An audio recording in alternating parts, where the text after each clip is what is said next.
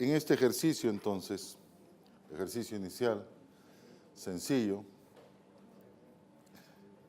lo que pretendo es, además, ir buscando que ustedes puedan identificar las fuentes necesarias de información para contabilizar participaciones público-privadas. En términos contables, insisto, no es solamente aquí, en términos contables, nuestra principal dificultad para dar adecuado reconocimiento a los efectos financieros de estas participaciones público-privadas es información.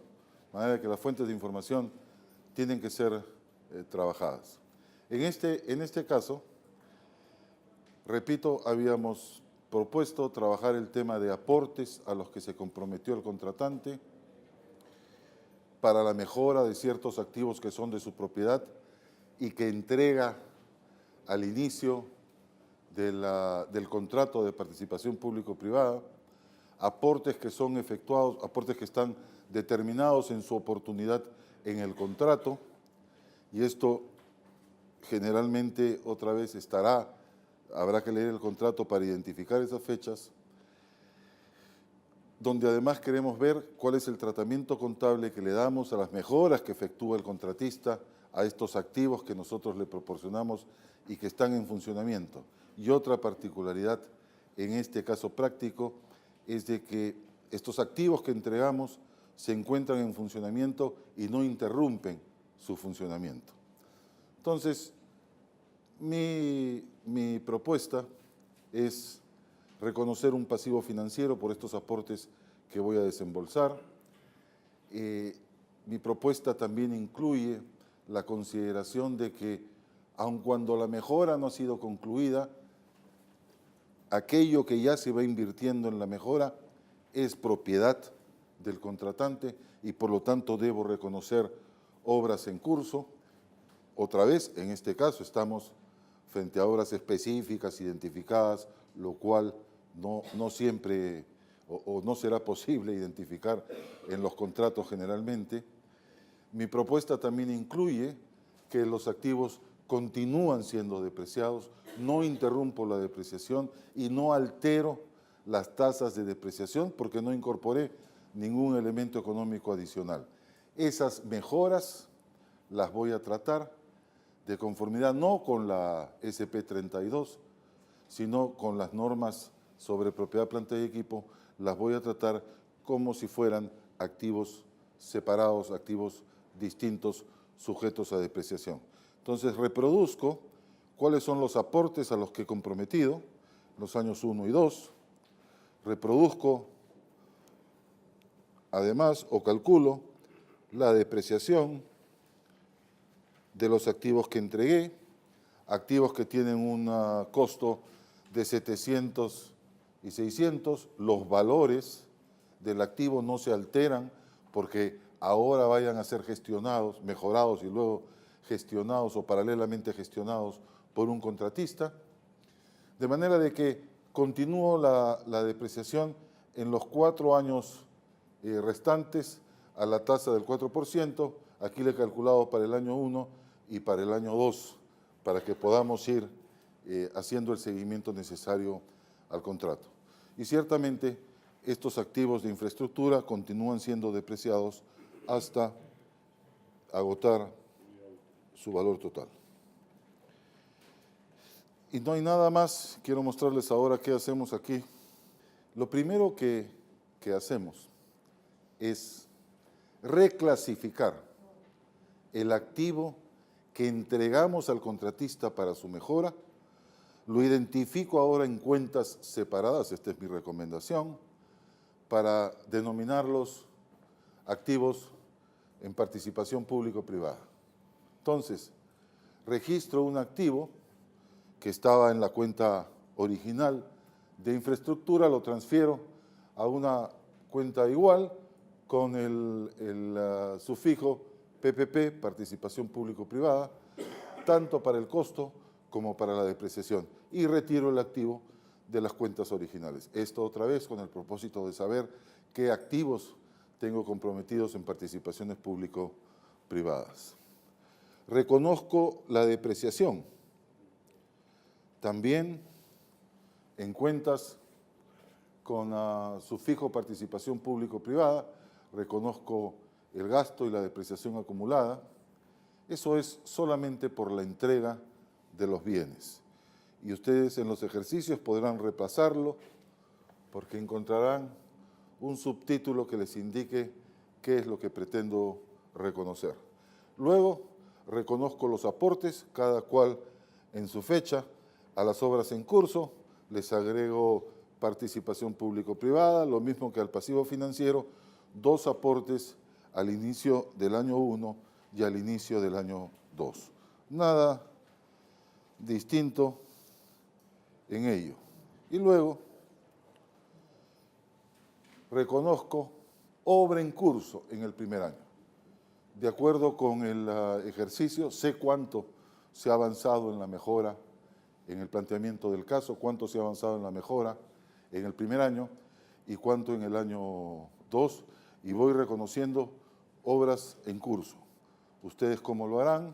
Ustedes otra vez, ayer conversábamos sobre la existencia de algún tipo de certificado que va midiendo cuánto hemos avanzado, donde intervienen los especialistas técnicos para definir, ingenieros civiles de repente, para definir cuánto es lo que se ha avanzado. Esto está planteado en términos de un año, esto igual puede ser simulado para reconocimientos a fechas intermedias. Entonces, reconozco la obra en curso y reconozco la obligación por desembolsar un pasivo financiero, efectúo el desembolso correspondiente porque me he comprometido a hacerlos al inicio del año 1 y al inicio del año 2. Entonces, reconozco la obra en curso, la que transfiero a cuenta definitiva de infraestructura vial, PPP, al término del año 2, en la oportunidad en que se entrega la obra. Generalmente los procedimientos técnicos para trabajar, o los procedimientos documentarios para trabajar estos avances de obra y cosas, supone documentación que las áreas técnicas se encargan de formular y acordar con los contratistas. Esa documentación tiene que llegar de alguna manera a las áreas contables para poder dar efecto financiero a estas PPP. Si no, no podríamos hacerlo. Otra vez, es en realidad sencillo, no involucra ninguna dificultad. Vayamos complicándonos un poco e incorporando otras variables. Este es el caso B. Ahora, lo que queremos resaltar en este caso no es la existencia de aportes fijos. Estos casos no deben ser vistos como integrales, salvo que así lo indicaran. Buscan mostrar algo de los efectos financieros. Lo que quiero resaltar en este caso práctico B es el tema de los aportes contingentes. Los contratos pueden ser variados, pero les hablaré de algún contrato complejo en el tema de aportes contingentes, que es un contrato y ayer, creo que ya no está el amigo que estaba sentado aquí adelante, que trabaja en Colombia, me hablaba de los contratos de cuarta generación que está celebrando el gobierno colombiano en relación con participaciones público-privadas o APPs. Los contratos han ido evolucionando en términos de, fundamentalmente, la distribución de riesgos. Ese ha sido el principal cambio en la evolución de contratos que yo he observado en los últimos 20 o 25 años.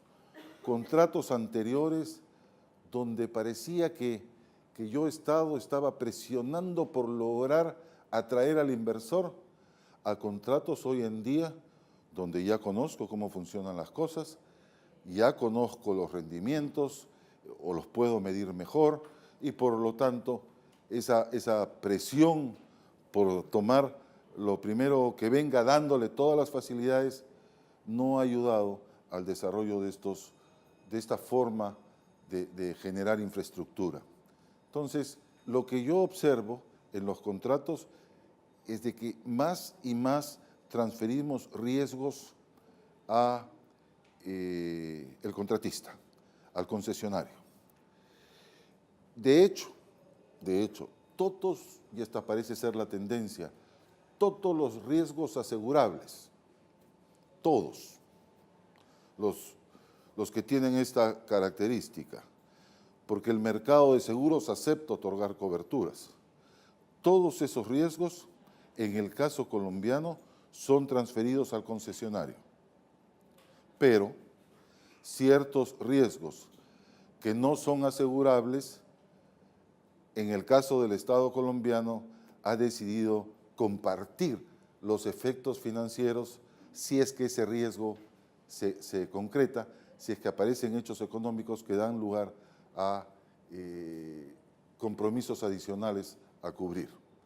Entonces, esto puede ser el caso de riesgos que están asociados, cierto tipo de riesgo que está asociado con ciertas actividades humanas. Por ejemplo, yo no deseo negociar. Yo no deseo negociar contigo, Estado, para que tú compres mi propiedad, porque a ti se te ha ocurrido que el puente debe pasar por acá. Ese tipo de riesgo, por ejemplo, no suele ser asegurable y consecuentemente en la forma en que contratan el gobierno colombiano, dice, muy bien, como no es asegurable, si se producen los eventos en los que no nos aceptan los valores establecidos por ley, debo ir a procedimientos, no logramos ponernos de acuerdo con el propietario, debo ir a procedimientos de expropiación, debo incurrir en mayores costos, entonces pongámonos de acuerdo sobre los excesos. Esos excesos dan lugar al reconocimiento de aportes contingentes. Se activan estos excesos y por lo tanto nace en el Estado contratante la obligación de entregar montos o hacer pagos adicionales. Puede ser el caso de cierto tipo de riesgos que no son observables, como por ejemplo fallas geológicas subterráneas. Podría no ser asegurable. Si no fuera asegurable en la política general de estos contratos, que miren Colombia, ellos distribuirán, fijarán un monto inicial a cargo del contratista y la diferencia la distribuirán en alguna proporción según negocian. En el caso colombiano yo he observado que parece ser una tendencia a que si se activa ese hecho económico contingente, esa situación contingente, el contratista primero cubre el 20% adicional y sobre la diferencia el Estado cubre algo y el contratista cubre otra parte. Entonces, es así como ellos negocian. No necesariamente tiene que ser la forma en que ustedes decidan negociar. Por ejemplo, guerra, situación de guerra. El Estado cubre los daños que se producen en los activos de la concesión y algunas otras situaciones, pero como les digo, de una gran cantidad de posibles contingencias hace 25 años, esto se ha ido reduciendo a un número concreto de situaciones, las que tenemos que conocer como contadores para saber, estar atentos y, en su caso, hacer los reconocimientos financieros. Entonces, este caso lo que pretende es mostrar el efecto de estos aportes contingentes, cuya principal diferencia será medirlo, lo cual debe estar predeterminado en el contrato, y hay algún interventor, hay algún área técnica que hace esta medición para mí. No soy yo el contador, el responsable de efectuar esa medición al amparo del contrato. No lo soy, por lo menos por mi calidad de contador. Yo tengo que reconocer los efectos de aquello que deciden las áreas técnicas. Esa es la novedad en este ejercicio, cuyo planteamiento es el siguiente. El Estado, contratante, toma obligaciones por compensaciones adicionales por un monto de 100 millones, luego de aplicar el acuerdo sobre excesos incurridos por concepto de manejo ambiental en un contrato de participación público-privada. Otra situación en la que he notado que hay, que el Estado toma compromisos de pagos adicionales es en el tema de hallazgos de restos arqueológicos. También he encontrado eso, no visibles. Muy bien, eso porque me acordé. Entonces, primero, las partes se pusieron de acuerdo en que se activó algo y eso que se activó dio lugar a una medición y esa medición tanto le correspondió al Estado contratante. Va a tener que desembolsarlo. Probablemente el contrato también establezca la oportunidad en que tiene que hacer este desembolso. Las oportunidades nos interesan mucho porque los contratos suelen incorporar cláusulas de costos financieros cuando no cumplimos con efectuar los desembolsos en las oportunidades acordadas. Entonces, si hubieran costos financieros y no efectuó el desembolso, además, como contadores, tendremos que darle efecto a ese costo financiero que debemos reconocer.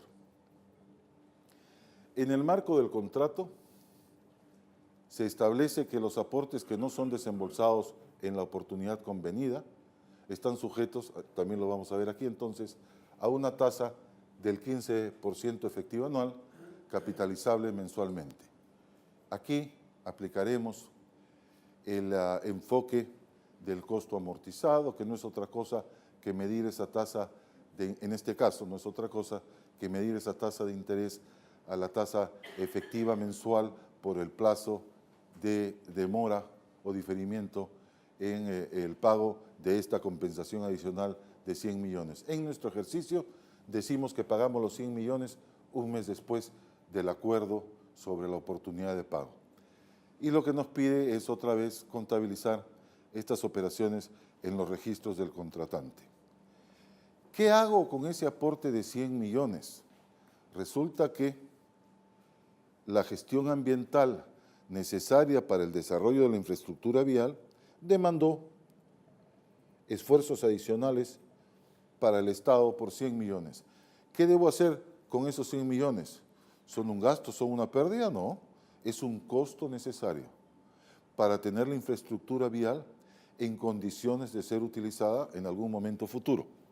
Por lo tanto, esos 100 millones son parte del activo y corresponde inicialmente reconocerlo como una obra en curso. En tanto voy a tener que desembolsar, las obligaciones tienen el carácter de pasivos financieros. Todo activo o pasivo financiero se distingue porque su siguiente estado en el ciclo de actividades es efectivo. Activo financiero, recibiré un flujo.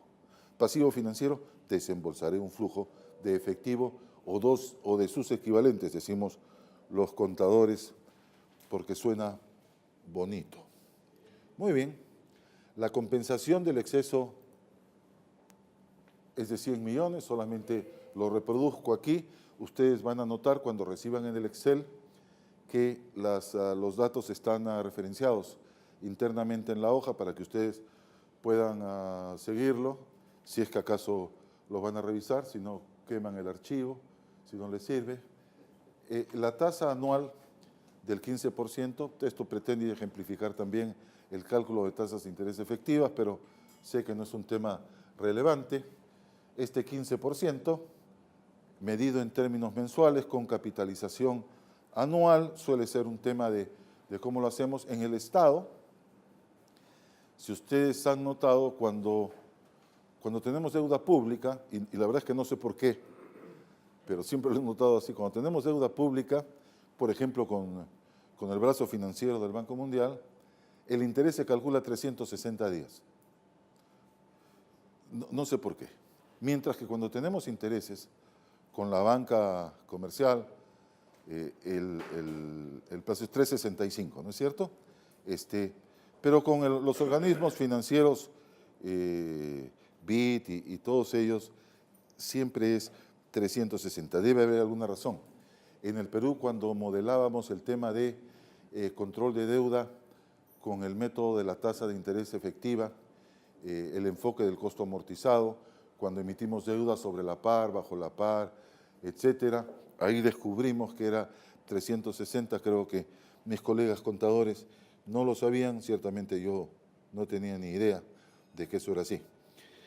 Entonces, lo único que aplico es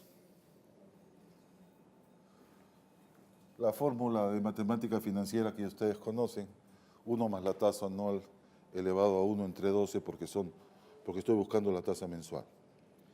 Eso es lo único que hago. Calculo los intereses, 1.17% del 100, llevo a un total de obligación de 101.17. Reconozco las obras en curso por 100, otra vez, aunque corresponda a un aporte contingente, esto representa un costo necesario para el desarrollo de la infraestructura, por lo tanto lo capitalizo y he reconocido el gasto financiero, contra de 1.17 contra resultados. No sé por qué no lo reconocí hacia el valor del activo, porque si esto corresponde a un gasto de gestión ambiental, si quieren ustedes considerar que ese 1.17 se genera durante el plazo de construcción, y si se genera durante el plazo de construcción, ese 1.17 es... ya sé por qué no lo incorporé. A ver, ¿quién se da cuenta? Probablemente haya pensado en lo mismo antes y se me olvidó. ¿Por qué, si estamos diciendo que los costos financieros en la etapa de construcción los llevamos al valor del activo, por qué aquí no lo hago? Puede ser porque en realidad es un costo financiero, pero asociado a una ineficiencia. En realidad no es un costo financiero asociado a la producción o a la obra en sí, sino es un costo financiero por falta de pago en término, entonces debería ser reconocido como gasto en el ejercicio en que se produce. Muy interesante, me abre un espacio de discusión que no lo he visto con ustedes ayer ni hoy día, ni lo tengo previsto además en estos casos, que es, ¿existen costos de ineficiencia en un contrato de asociación público-privada? Porque el criterio es exactamente el criterio contable que siguen los modelos internacionales. Lo ineficiente no agrega valor, consume recursos, que es lo que nos está diciendo Alejandro. Y eso tiene sentido económico. ¿Cómo tendríamos que desarrollar todo un capítulo y seguramente que nos va a dar algo de tiempo para hablar sobre cómo identificamos costos de ineficiencia versus costos que no están relacionados con la ineficiencia en relación con el activo.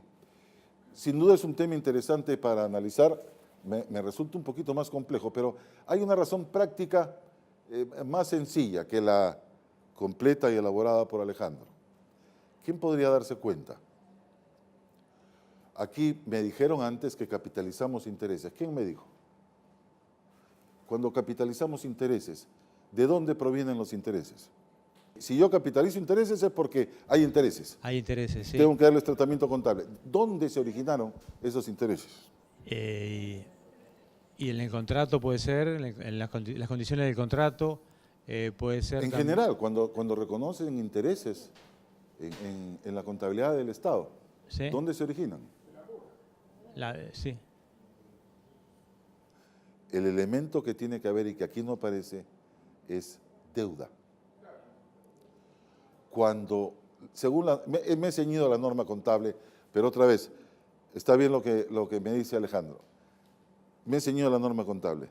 La norma contable dice que capitalizo costos financieros cuando incurro en costos financieros en endeudamiento con terceros. Aquí no hay endeudamiento con terceros. Este es un interés que yo he generado porque no pagué a tiempo. Consecuentemente, este tipo de interés está dentro del modelo, de los modelos contables de referencia que estoy utilizando, está fuera del alcance de la norma para su capitalización. Pero, interesante el tema de si no pago a tiempo, las magnitudes financieras que se originan porque no pago a tiempo, ¿eso se llama ineficiencia?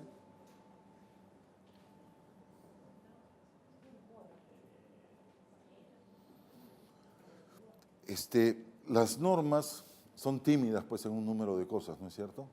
Entonces las normas, ambos modelos hablan, no usan el término ineficiencia, pero hablan de esos costos que no son activables y van a resultados, no hablan de las circunstancias. Por ejemplo, si estoy construyendo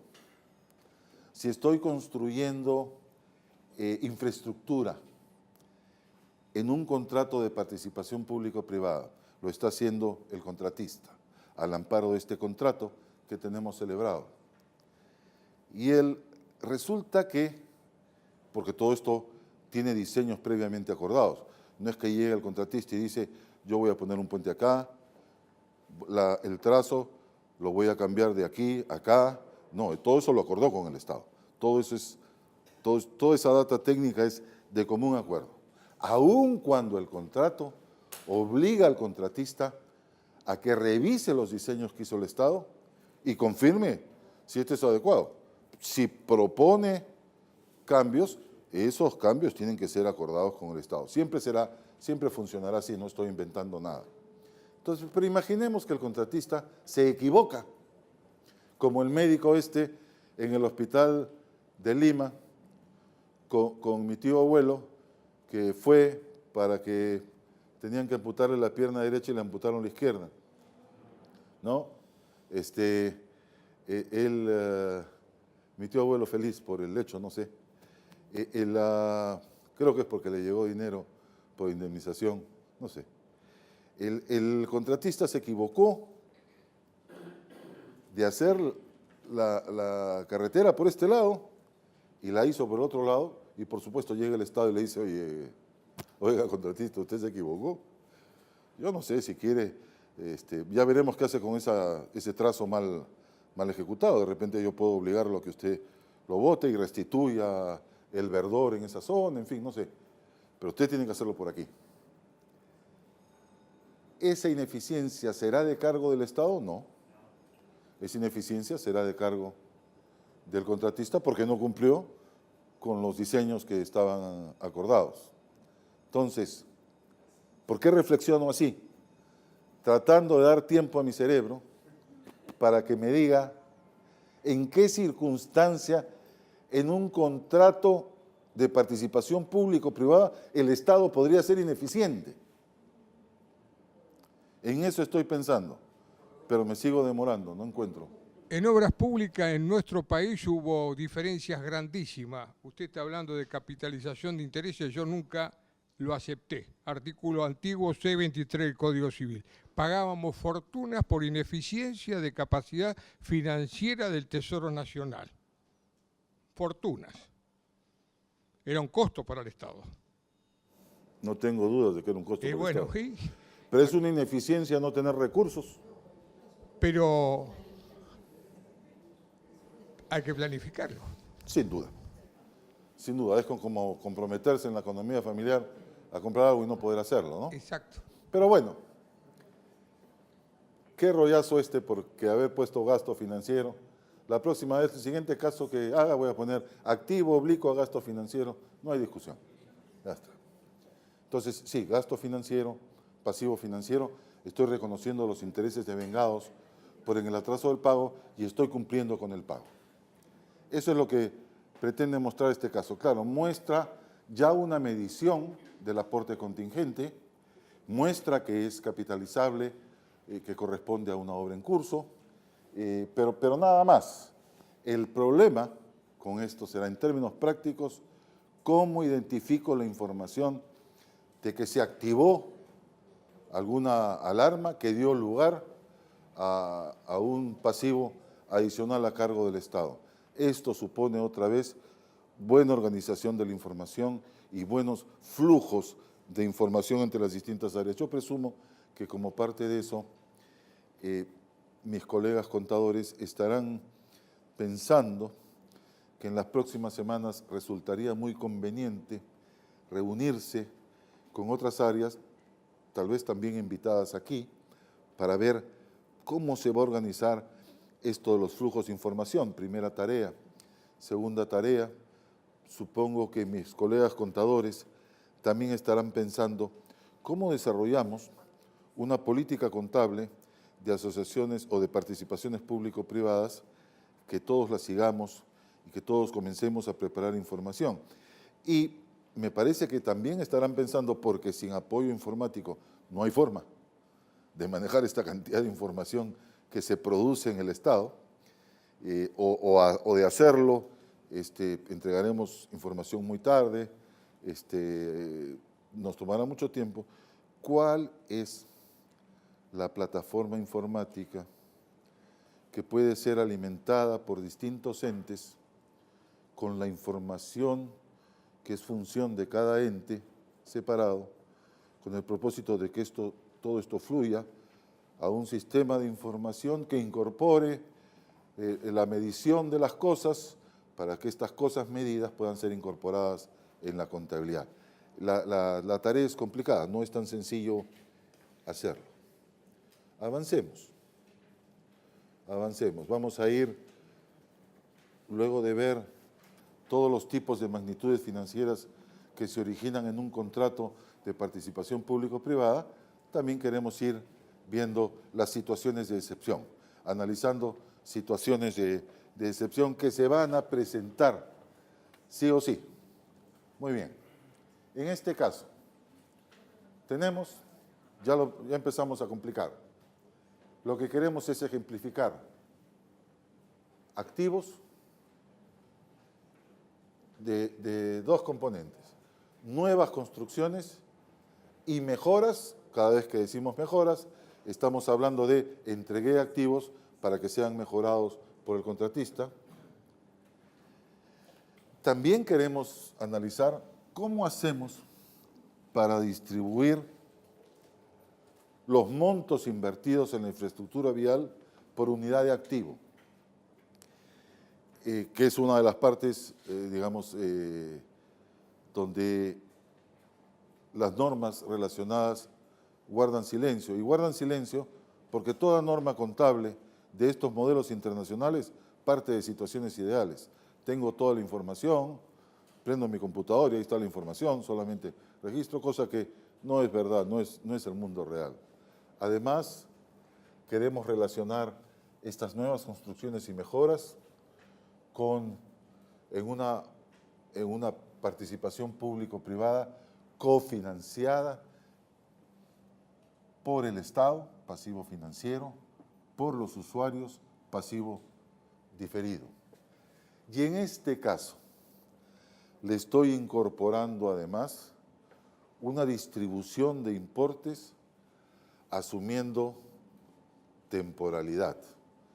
Temporalidad es, si yo le entrego, por ejemplo, si yo le entrego activos, y este es simplemente criterio profesional, no lo van a encontrar escrito en ninguna norma, si es que, por si acaso revisen las normas luego.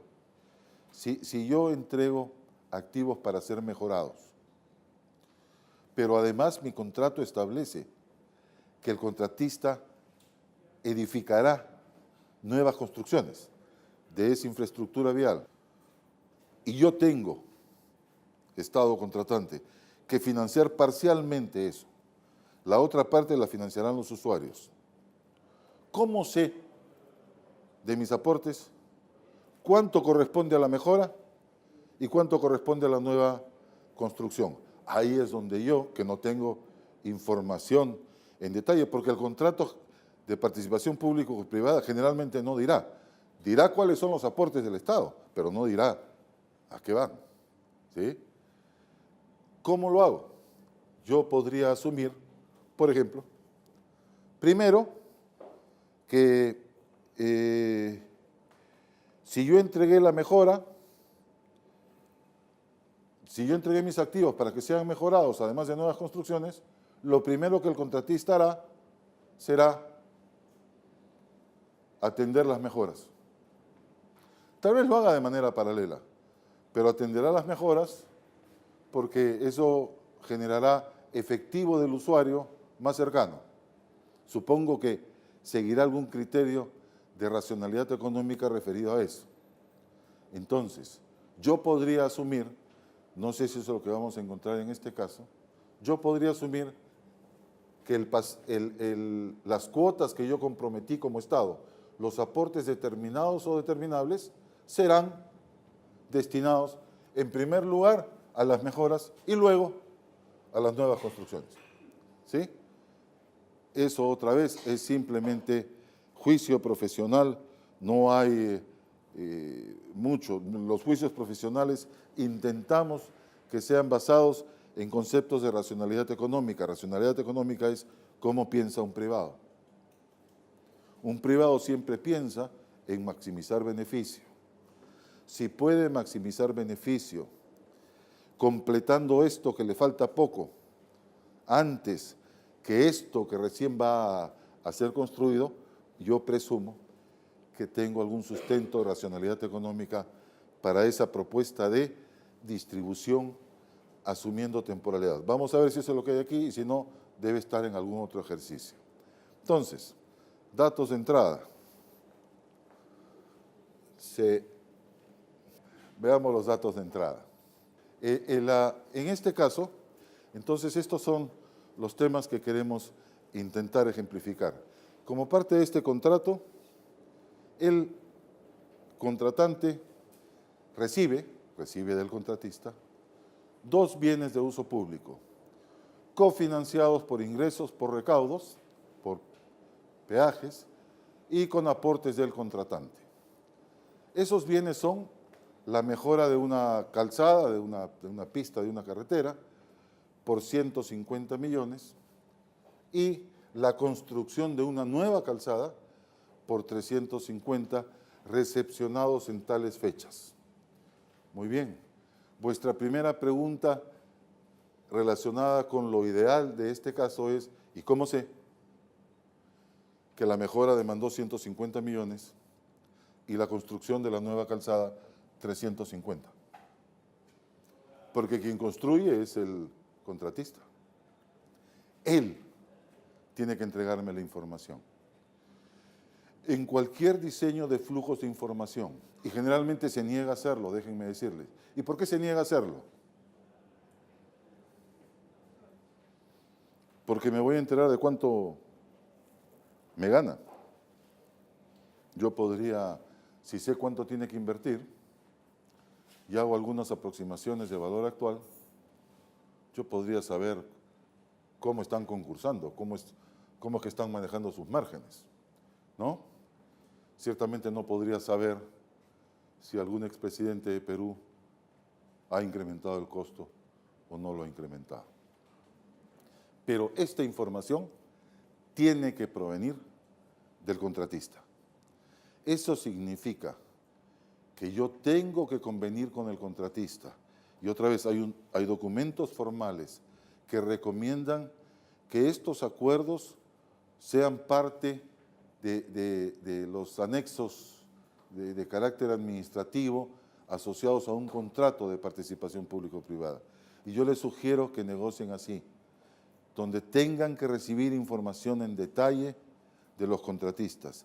Él tendrá que hacer, el que va construyendo, tendrá que hacer la distribución de cuánto le costó hacer las mejoras en mis activos y cuánto le costó desarrollar nuevas construcciones. Otra vez, no habría otra forma ideal de hacerlo.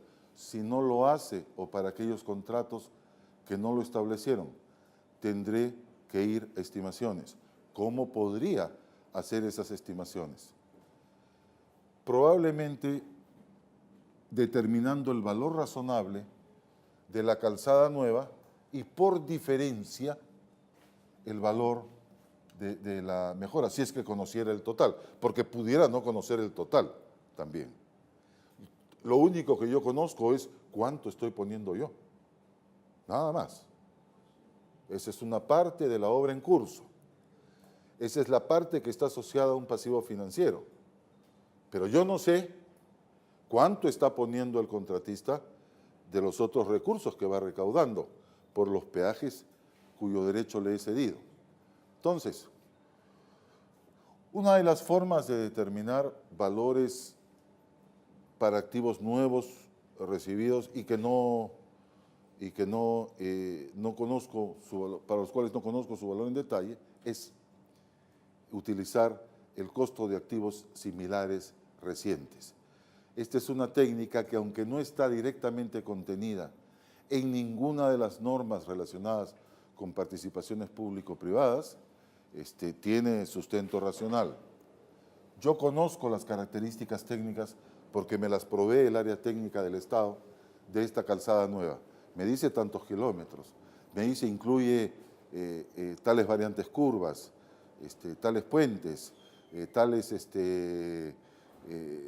badenes de concreto por crecidas de río, qué sé yo.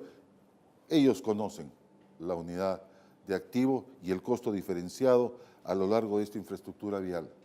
Y yo les preguntaría a ellos, para las obras más recientes que hiciste, ¿cuál es el costo de activos similares? Y utilizaría esas referencias llevadas a las características específicas de esta calzada nueva, utilizaría esas referencias de valor para costear la calzada nueva. Esa es la forma en que yo lo haría. Y si tuviera el monto total, por diferencia, determinaría la mejora. Insisto en estas cosas porque en el transcurso de vuestro trabajo, dando efecto financiero en registros a estas obras de participaciones público-privadas, se van a enfrentar a todas esas dificultades. Muy bien, entonces, dos activos para los cuales he identificado su valor, una parte financiada por el contratante, otra parte financiada por el contratista por sus recaudos de los usuarios, ¿no es cierto?, con los usuarios. Además,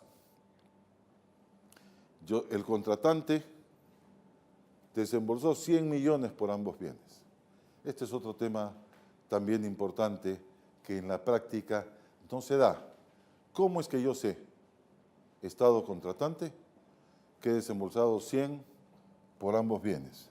En realidad yo, contratante, Estado contratante, sé que he desembolsado por todos esos bienes de la concesión, que existan o que van a ser desarrollados o que podrían estar hoy en propiedad del contratista y que me va a transferir en propiedad. ¿No es cierto? Entonces, también esta situación es ideal, siempre me lleva a una distribución de cosas. Y si a esto le agregáramos además que estamos construyendo, pero que ese activo que yo le entregué para su mejora ya está en funcionamiento. Y además sabemos de que los estimados indican que la operación de ese tramo va a ser deficitario. Significa que dentro de estos 100 también podría haber algo de operación y mantenimiento. Ese es el principal problema al que nos enfrentamos. Pero otra vez vamos a ir facilitando la cosa con algunas sugerencias prácticas. Entonces, decimos aquí que desconocemos de ese aporte mencionado cuánto representa una contribución a cada bien. Yo voy a proponer que lo pongamos en un solo bien, podríamos ponerlo en dos también, podría ser otro criterio adecuado. El contratista no acumula información por componentes de la calzada. ¿Por qué es importante esto? Porque si yo quiero ser fino, y les sugiero no ser muy finos al inicio, porque si no el arranque va a ser complicado. Pero en contabilidad, repito, ya distinguimos el concepto de unidad contable del activo que puede ser esa medida de unidad puede ser distinta a la unidad física del activo. Las carreteras son un caso típico para ello. Las carreteras tienen componentes con vidas útiles distintas. Una base de calzada que no se renueva constantemente, una calzada que se renueva para una vida útil limitada cada cierto número de años, la capa asfáltica. Eso claramente me indica que tengo dos activos, porque si no los separo, cuando repare la carretera y le ponga una nueva capa asfáltica, yo voy a seguir incrementando el valor, porque de repente no retiré aquello que correspondía a la capa asfáltica anterior. Entonces resulta que voy acumulando, voy abultando el valor de estos activos innecesariamente. Entonces, si tengo vidas útiles distintas para componentes de un mismo activo físico visual, yo debo hacer un esfuerzo por separarlo. Muy bien.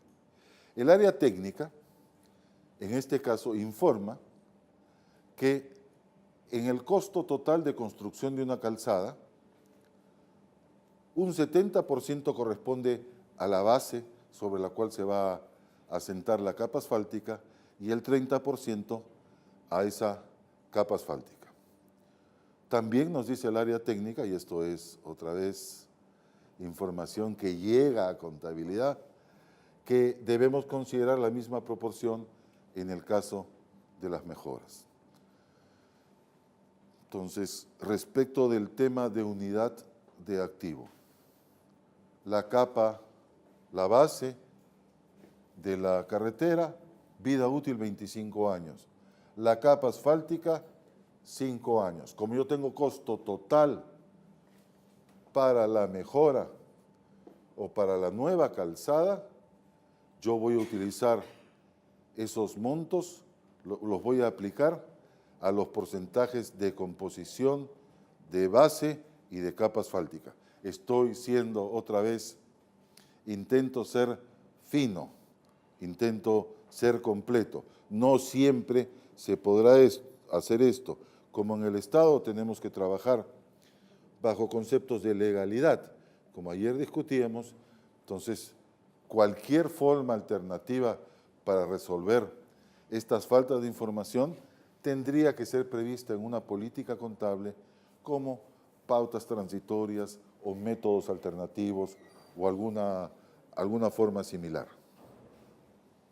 Muy bien, entonces, quiero distribuir estos valores por concepto, de unidad de activo.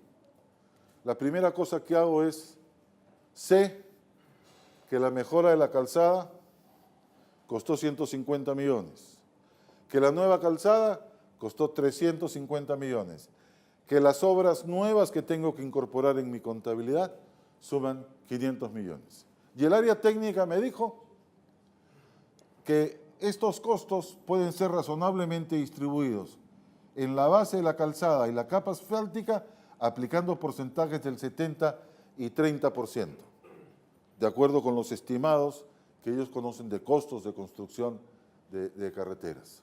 Y así determino para el monto invertido en la mejora y para el monto invertido en la nueva calzada, cuánto tendría yo que reconocer en una clase específica de activos fijos, digamos, infraestructura, bases de calzadas, y cuánto tendría que reconocer en esa misma contabilidad para infraestructura, capas asfálticas, participaciones público-privadas. ¿Cuánto debía reconocer? ¿Sí? Entonces, noten que la distribución, obviamente, de base y capa asfáltica sigue siendo igual al total. Lo único que he hecho aquí es intentar una distribución para identificar el costo por unidad de activo contable. Otra vez, más de un activo contable puede corresponder a un solo activo físico. Esto trae ciertas consideraciones cuando desarrollo, por ejemplo, un software para propiedad, planta y equipo. Yo tengo, porque además en el Estado suelo tener regulaciones respecto de la periodicidad con la que se deben tomar inventarios.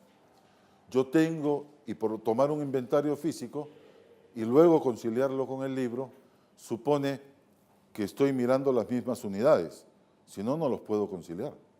Entonces, cuando yo desarrollo software para el activo fijo, para facilitarme la vida futura, yo tengo que relacionar la base de esa carretera y la capa asfáltica, tengo que relacionarlos vía un código, vía algún indicador, algún flag, como le dicen los informáticos. Tengo que relacionarlo para que cuando yo tome inventario físico, yo compare esa carretera no contra un valor distribuido de capa asfáltica y base, sino contra ambos. Si no, voy a comenzar a identificar por error faltantes o sobrantes que no existen. Entonces, aún en el diseño informático tiene implicancia grande la forma en que decido la política contable. Además, como el caso plantea, porque así se ajusta a la realidad además, que hay una vida útil distinta para la capa inicial, para la base y para la capa asfáltica, entonces yo debo depreciar cada uno de esos componentes, cada de esas unidades de activo contable, debo depreciarlas por separado. La base de la calzada a la tasa prevista y la calzada a la tasa prevista. La tasa prevista aquí resulta de 25 años de vida útil. En el caso de la capa asfáltica, 5 años de vida útil. Como esto se activa en junio, tengo 6 meses de depreciación el primer año, 5 años, 20%, 20 de 45, 9. Para la mitad del año, 6 meses, 4.50. Por eso es que es 9 en los años completos posteriores. Aquí dijimos 25 años. 25 años significa 4%.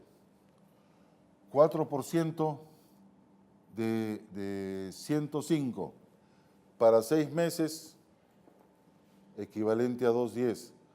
4.2 para cada año completo. Es así como sale la tasa de depreciación, pero además, cuando ustedes puedan mirar el Excel visualmente, van a notar que esa es la forma en que ha sido calculado y luego, para todos los años restantes, costo se iguala con la depreciación acumulada. Esto,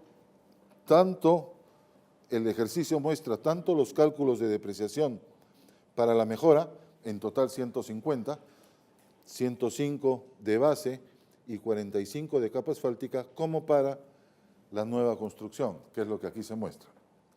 En este caso teníamos 350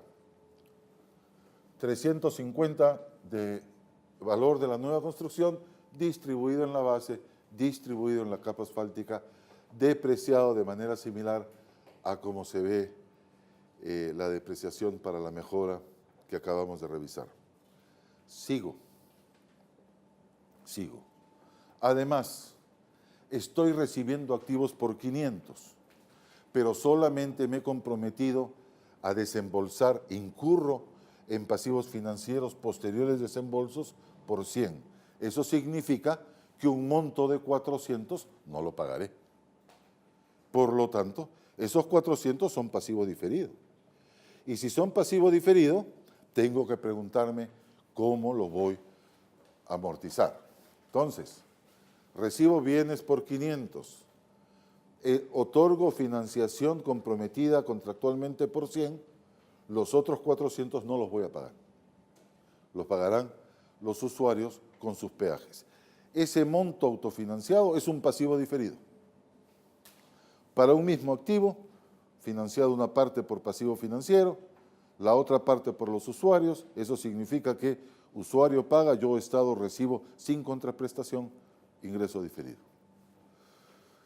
Muy bien, entonces me pregunto, mis 100, los 100 que aporté, ¿Fueron para la mejora o fueron para la nueva construcción? No tengo ni idea. Y probablemente esa información nunca la encuentre en un contratante. Y si le pregunto al contratista, me va a decir, no tengo ni idea, haz lo que quieras. Muy bien, entonces, ¿yo qué propongo hacer en este ejercicio? No es mi única alternativa. Yo digo, yo tengo 100 que voy a desembolsar por este proyecto. Muy bien, voy a asumir que lo primero que hace el contratista es la mejora de la calzada, utiliza mi efectivo para la mejora de la calzada. Y por lo tanto noten, y esto es bien importante por el tema del impacto en el ingreso diferido, noten que los 100 los asigno a la mejora. Y por lo tanto digo, 50 restantes de la mejora fueron financiados con recursos de usuarios que pagaron su peaje.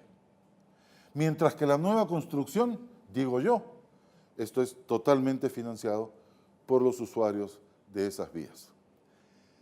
Esto es, otra vez, criterio profesional considerando temporalidad.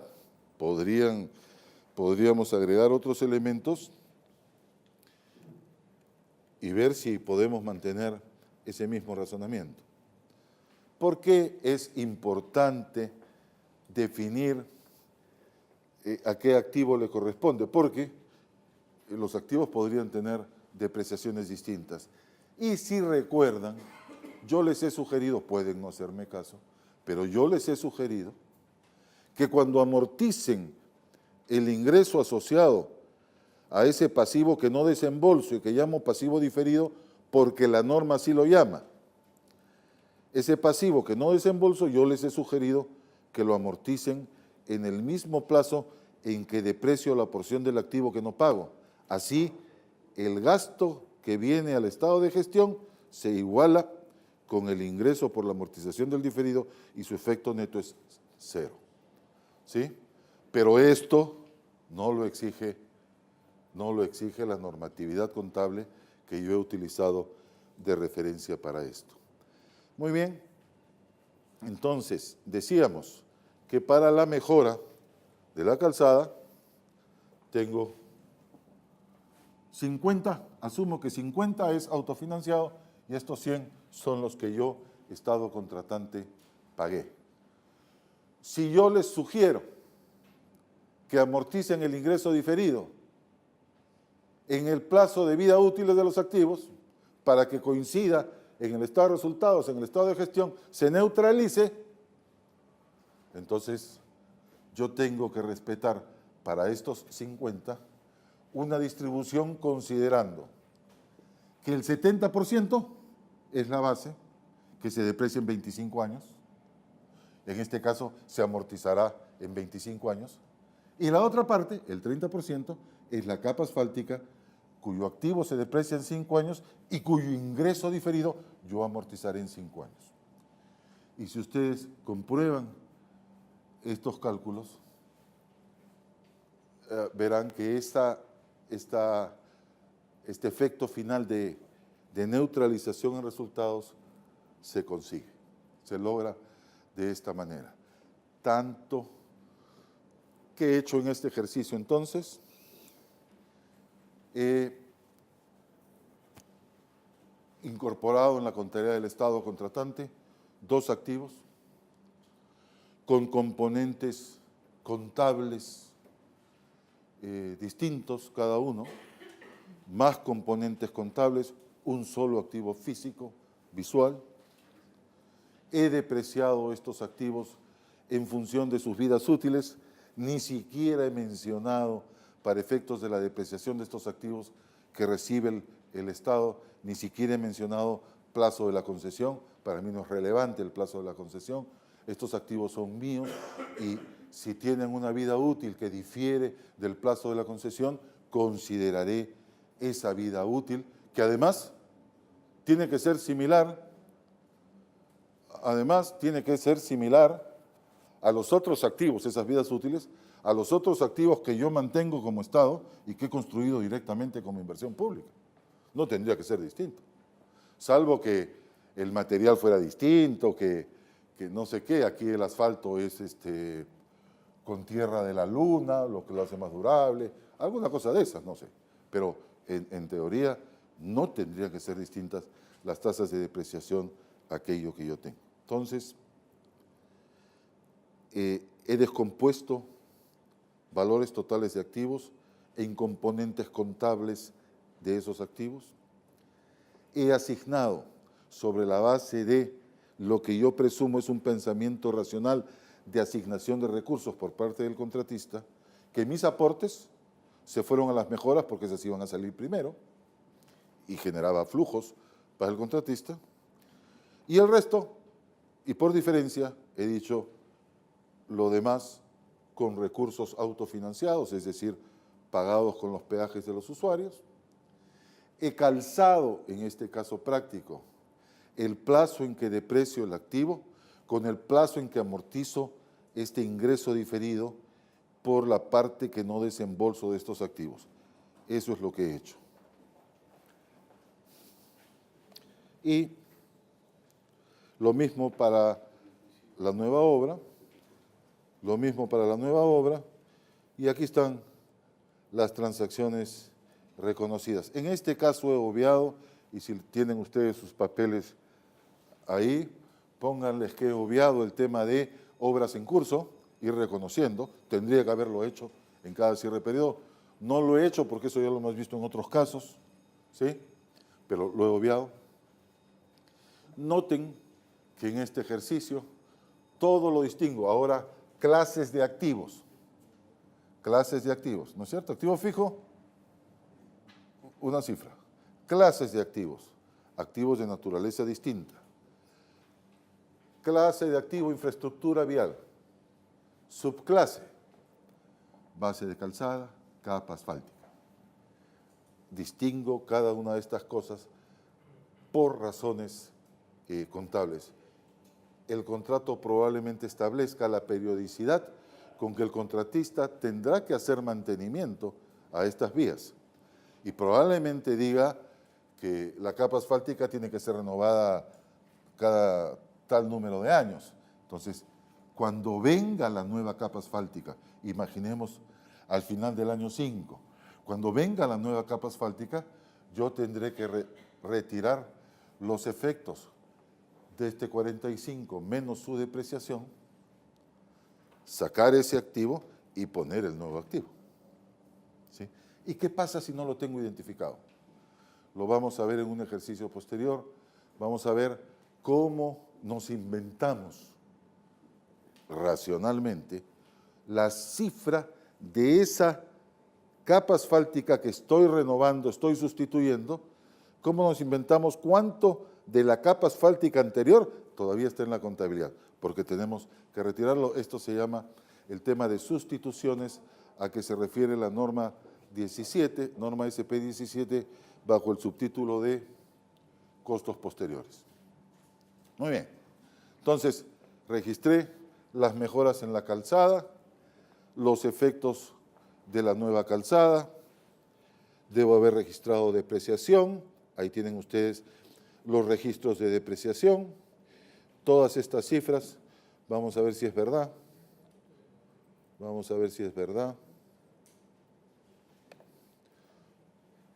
entonces no es aquí. Ustedes notarán que todas las cifras están referenciadas a los cálculos de arriba, ustedes lo van a poder seguir con facilidad, en su caso identificar dónde me he equivocado, y si es así, por favor, me ponen un correíto y me dicen te equivocaste aquí, esto no sirve para nada, etcétera. Y el registro de la amortización del diferido. Muy bien. Hemos ido complicando entonces. Empezamos ejemplificando aportes determinados o determinables. Otra vez, esos son los que calculo o están en el contrato o me dice cómo calcularlos, junto con sus pasivos financieros y reconocimiento de obras en curso y de infraestructura vial a la terminación del plazo de construcción de estas obras.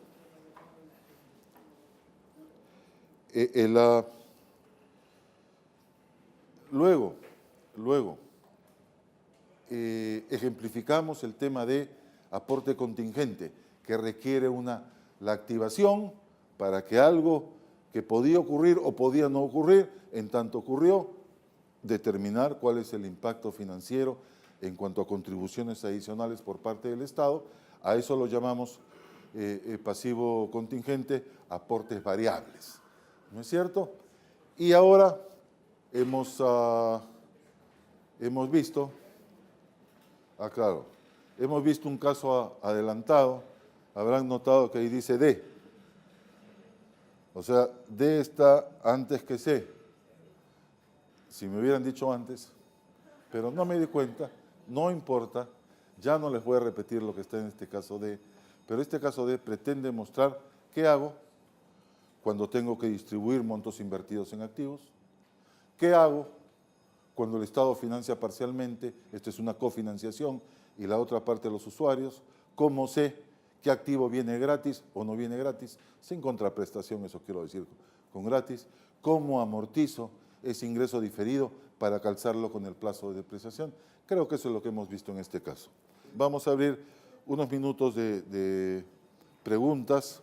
Mi pregunta con respecto a la información que podemos adquirir del contratista. ¿Habría alguna posibilidad de en el contrato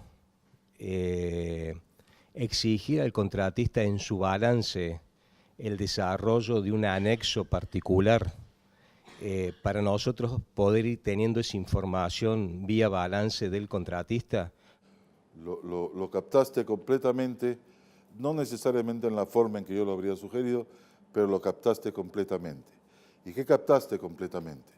Captaste que necesito que el contratista me dé esa información, porque no hay forma que yo pueda conocerla. Él sabe cuánto se invirtió, porque además supongo que mi contrato de participación público-privada tiene, aunque sea un artículo, sobre el tema de que su contabilidad deberá llevarla de acuerdo con principios de contabilidad generalmente aceptados aquí, porque no puede traerme el modelo contable donde de repente para él los activos son gastos y los gastos son activos, no puedo permitirlo, ¿no es cierto? Entonces, sí, la sugerencia, luego de mirar este tipo de problemas, la sugerencia formal, y voy a conseguirles dónde está esto, me parece que es en un documento del banco escrito por un consultor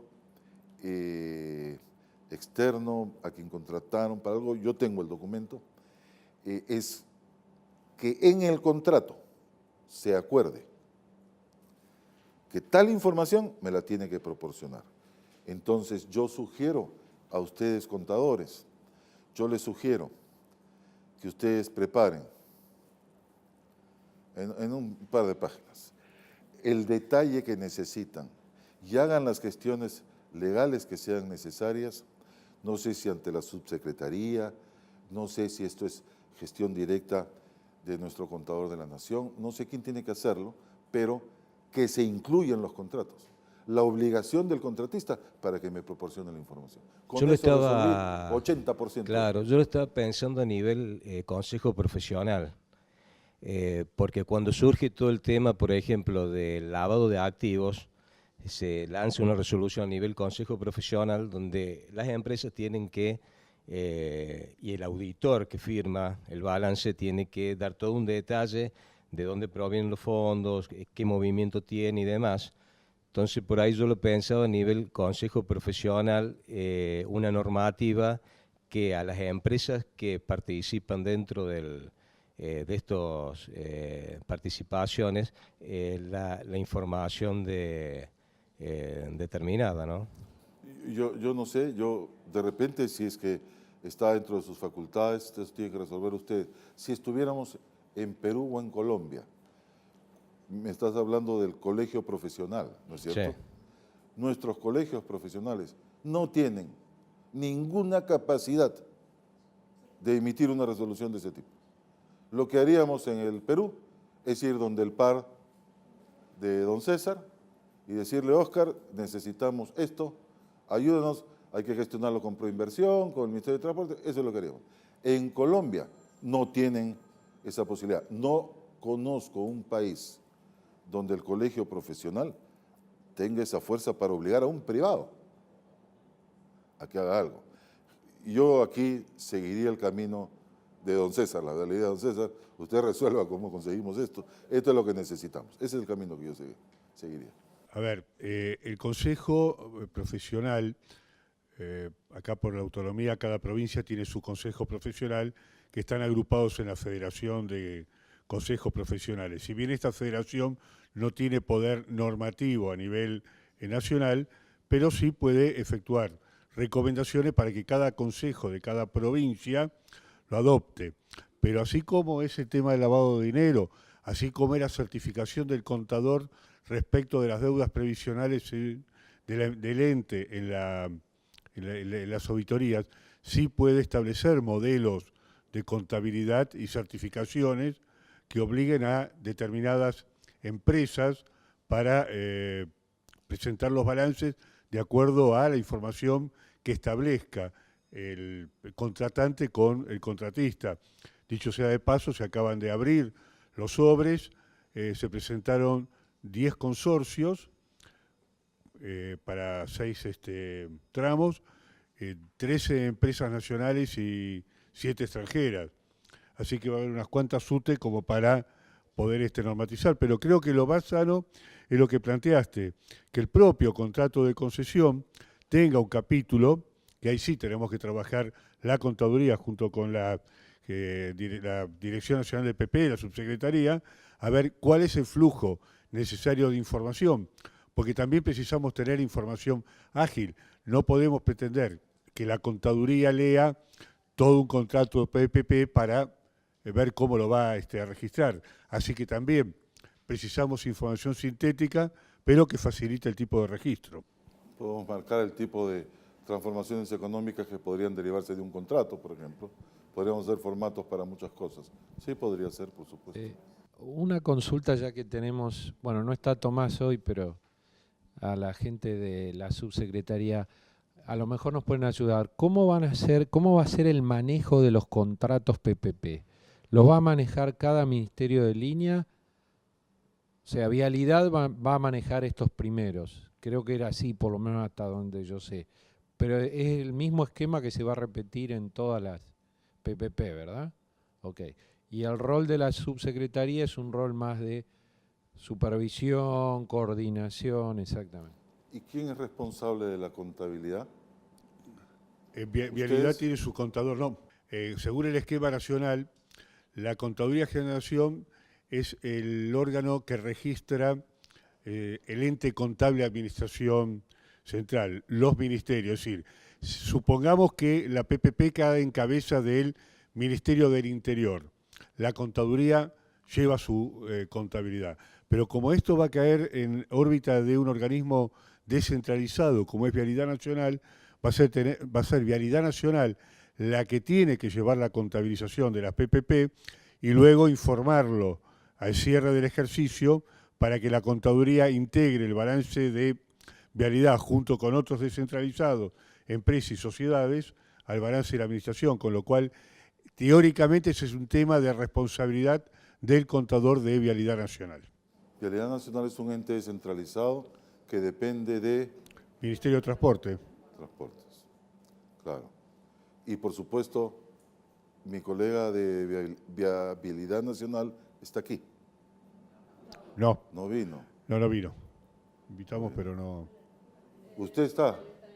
Alguien levanta la mano y dice, yo estoy aquí. Hola, María del Carmen Suárez, de la Contaduría General de la Nación. Sí, claro, las normas, Vialidad Nacional va a ser quien efectúa el registro, pero la norma que va a seguir es la que dicte la Contaduría General de la Nación. La Contaduría General de la Nación deberá emitir la norma contable o la política contable que van a tener que seguir todos aquellos que realicen como, en este caso, un organismo descentralizado, como ente contable en sí mismo, la norma que el contador general emita.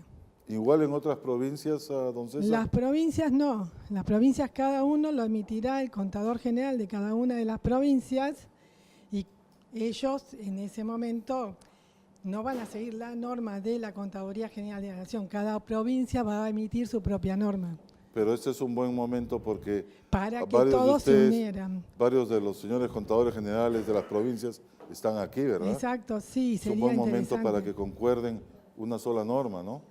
Cada provincia tiene su propia legislación.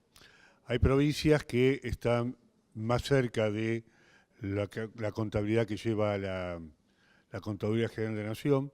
Hay otras provincias que tienen un marco contable totalmente divergente. Está en cada provincia, en cada legislatura, en cada Contaduría General, decidir cuál es el sistema contable que debe administrar la provincia, con lo cual, digamos que se respeta el federalismo. La contaduría tiene su sistema. Hay otras provincias que tienen un sistema totalmente diferente al que tiene la nación. No es ni mejor ni peor, es diferente. Por eso es bastante difícil poder unificar en un criterio único. Hay contadurías que no llevan balance por partida doble, simplemente llevan la ejecución presupuestaria. Por eso cuando se habla de PPP hay que ver cómo van a poder reflejar en su presupuesto todas las cuestiones que hacen a una PPP. Y una de las provincias que no tiene un régimen similar a la Nación es una de las 4 provincias que han salido beneficiadas en esta primera etapa de las PPP. No obstante eso, mi consejo siempre será que puedan adoptar políticas contables y procedimientos iguales, ¿no? Eso va a facilitar mucho voluntariamente. No, el problema se va a dar cuando la nación financie a la provincia la PPP y luego se la entregue. Hay que ver cómo van a quedar reflejados esos compromisos que van a asumir con la nación. Pero los activos de la concesión, solamente para entender, Alejandro, pequeño, los activos de la concesión serán de cada provincia, no de la nación. ¿Puede o no? ¿Puede o no? Ok, ¿Puede o no? muy bien. Un detalle más que acá no tenemos que perder de vista, de la perspectiva es que también va a haber un fideicomiso creado por la ley. Vos lo has visto en la ley, que ya existe en realidad, no es que va a haber, ya existe, hay un fideicomiso que también va a tener un rol en todo esto, ¿no es cierto? Que tiene un rol que es lo que vos mencionabas hoy en una de tus primeras láminas en la presentación. Entonces, solamente para señalar de ahí la importancia que tiene este rol de coordinación que tiene la subsecretaría en la organización de los flujos de información y de todos los procesos necesarios para que todos los actores involucrados produzcan la información que tienen que producir, la reciban. O sea, creo que es un gran desafío en general para el aparato de la administración del Estado federal, digamos, o del Estado nacional en general, este nuevo esquema, porque es una nueva herramienta. O sea, no hay experiencia en Argentina con PPP. Estas primeras 6 son las primeras que han salido, así que nos parece que hay que prestar mucha atención a todo eso en lo que se viene, ¿no? ¿Cuál es el monto total de contratos celebrados o de otorgamiento de buenas pro, como le llamen? El actual, $6.000 millones. Bueno, ya saben ustedes, $6.000 millones en total de contratos. Sí, contrato de lo que Construcción y mantenimiento. Solamente CAPEX. $6.000 millones. Bueno, por lo menos sabemos, cuando conciliamos las cuentas futuras, que vamos a adicionar $6.000 millones a los activos del Estado. Ese tendría que ser el monto, más los reajustes, si acaso los hubieran contemplado, que acuerden, ¿no? Pero ya sabemos, $6.000 millones tiene impacto, ¿no? Un poco la idea era llevarlo a un punto del PBI, ¿no?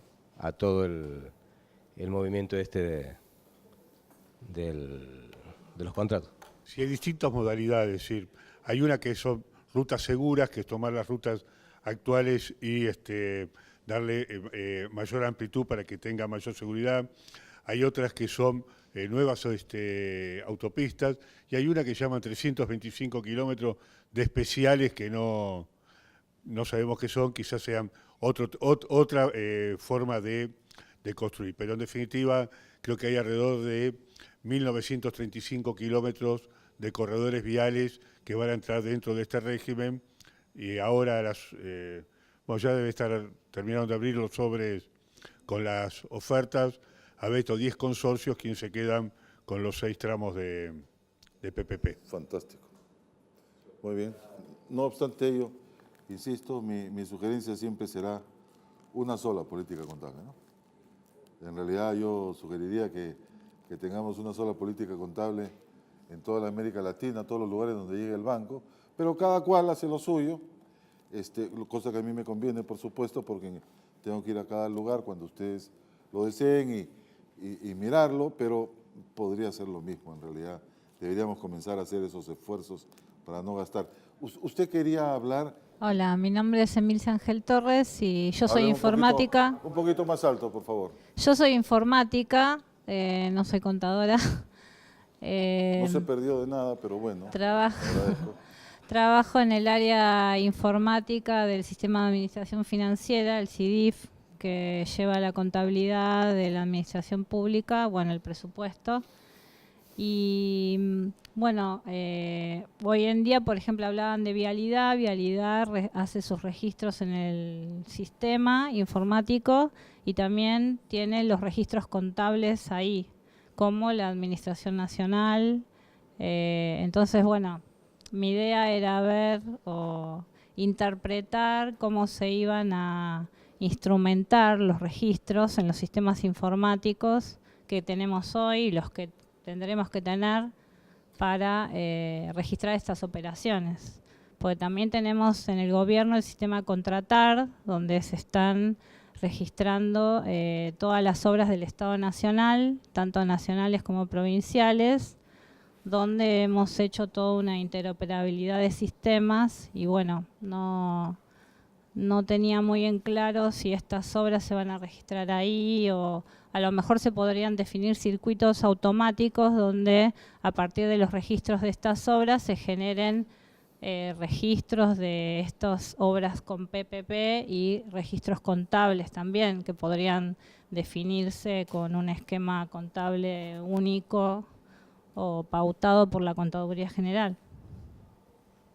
Bueno, aquí tienen ustedes entonces el apoyo informático, es muy claro y me parece que se lo dije, señora, antes, es que sin informática, con la cantidad de información que tenemos que manejar en el Estado, es sumamente complicado, ¿no? Entonces, me parece extraordinario. De manera que usted trabaja aquí con contaduría. Sí, la Secretaría. En la misma área. Por lo No, del CIAF, le digo. hay una Dirección General de Informática de Sistemas de Administración Financiera que se llama DGCIAF, que depende de la Subsecretaría de Presupuesto de la Secretaría de Hacienda. Una vez que definan sus políticas, flujos, es evidentemente necesario que deban reunirse con la señora para que los ayude, ¿no? Muchas gracias por eso.